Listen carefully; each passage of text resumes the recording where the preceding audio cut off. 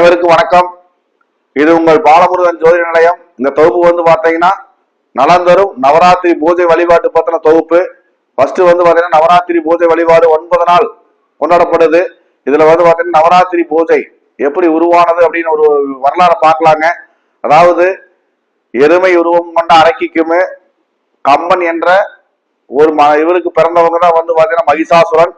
மனித உடலாகவும் எருமை தலை கொண்டு பிறந்தாரு. இவர் வந்து பாத்தீங்கன்னா பிரம்மதேவனிடம் பல ஆயிரம் வருடங்கள் கடும் தவம் புரிஞ்சு ஒரு வரத்தை பெறார். அதாவது வந்து ஒரு பெண்ணால மட்டுமே எனக்கு மரணம் சம்பவிக்க வேண்டும் என்று வரத்தை பெறார். அந்த வரத்தை பெற்றுட்டு தேவர்களை வந்து துன்புறுத்துறாரு.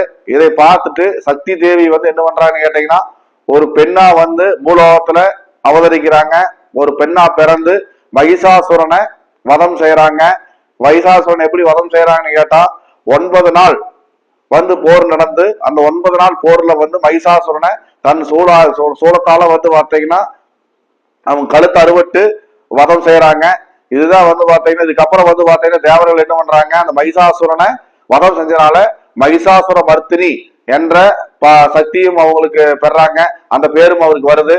இந்த நவராத்திரி குழு அப்படிங்கறது வந்து பாத்தீங்கன்னா ஆண்டுதோறும் புரட்டாசி மாசம் அமாவாசை முடிஞ்சு பிரதமை திதியில தொடங்குது. இந்த பிரதமை திதியில தொடங்கி 9 நாள் நவராத்திரி வழிபாடா கொண்டாடப்படுது. எப்படி 9 நாள் கேட்டீங்கன்னா 9 நாள் வந்து சூரனை வதம் செய்யறதுக்காக பராசக்தி அம்மை வந்து போர் செய்யறாங்க. இதுதான் 9 நாள். 10வது நாள் வந்து பாத்தீங்கன்னா போர்ல அந்த மகிஷாசுரனை வதம் செஞ்சிடறாங்க. அதுதான் வந்து விஜயதசமியா கொண்டாடப்படுது. இந்த நவராத்திரி குழு அப்படிங்கிறது வந்து பாத்தீங்கன்னா அம்மனுக்கு முழுக்க சக்தி வாய்ந்த 9 நாள் விளங்குதுங்க. இதுல வந்து பாத்தீங்கன்னா நீங்க அம்மன் வந்து பாத்தீங்கன்னா மூணு பிரிவா அம்மன் அவதாரம் எடுக்கிறாங்க. இந்த 9 நாள்ல முதல் 3 நாட்கள் வந்து நமக்கு சக்தியையும் மன உறுதியையும் மன வலிமையும் கொடுக்கக்கூடிய துர்க்கை அம்மனா 3 நாள் கொழுவில் இருக்கிறாங்க.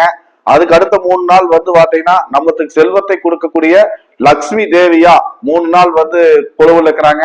அதுக்கப்புறம் நம்மளுக்கு கல்வி கலைகளை கொடுக்கக்கூடிய கலைமகளா வந்து 3 நாள் கொழுவில் இருக்கிறாங்க.